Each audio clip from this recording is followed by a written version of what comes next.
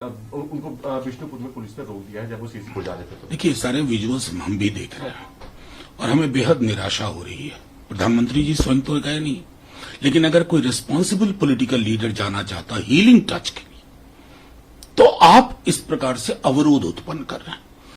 अलाय वलाय बक रहे हैं उनके प्रवक्ता लोग, जिनको एक पैसा समझ नहीं है कि गवर्नेंस के मूल में है हीलिंग टच। अगर वहां समाज जल रहा है, कायदे से तो आपको ऑल पार्टी डेलीगेशन ले जाना चाहिए था, जिसकी हमने मांग की थी उस मीटिंग में। लेकिन आपको लगा कि ना, पूरा का पूरा मणिपुर 60 दिन से ज्यादा जलते हुए हो चुका है। सारे कैबिनेट मिनिस्टर के घर चलाए जा रहे हैं।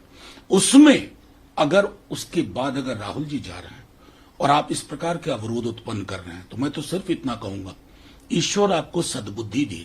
ये विजुअल्स दुनिया के कई हिस्सों में और भारत के सभी हिस्सों में देखे जा रहे होंगे। आपके बारे में जो टिप्पणी लोग कर रहे होंगे ना, वो आप अच्छी तरह जानते हैं। सर, लेन का नाम बदल के डॉक्टर एपीजे अब्दुल कलाम लेन कर दिया। ये कमाल के, मतलब हमारी सरकार है। मन तो करता है कि इनकी फोटो टांगूं। साहब, क्या विजडम पाई है आपने। 2015 में संभवतः इन्होंने एपीजे अब्दुल कलाम रोड किया था, औरंगजेब रोड का। लेन का नाम में 8 वर्ष लग गए। इसलिए मैं कहता हूं कि सरकारें होती हैं गेम चेंजर, ये है नेम चेंजर सरकार। इनको सिर्फ यही आता है। अब देखो ना, वे स्ट्रीट लाइट के नाम बनाएंगे और तो कुछ दिखाने को है ही नहीं। न रोजी पे, न महंगाई पे, न सामाजिक सौहार्द पे। कहेंगे देखो साहब, हमने औरंगजेब लेन का भी नाम बदल दिया। मुबारक हो आपकी सद्बुद्धि हुजूर। सर, राजस्थान में एक कार्यक्रम के दौरान बीजेपी के अध्यक्ष जेपी नड्डा जी ने कहा है कि 2014 से पहले भारत को एक करप्ट नेशन के तौर पे देखा जाता था, लेकिन प्रधानमंत्री मोदी की सत्ता में आने के बाद अब देश की जो छवि है वो वैश्विक स्तर पे बढ़। इसको क्या कहते हैं पता है? राजा तेरे सुबह कीजिए, राजा तेरे शाम कीजिए। नड्डा साहब तो मोदी जी से पुराने नेता रहे हैं। क्या हो गया है इनको? विदेश से बैठ करके भारत की छवि देख रहे थे।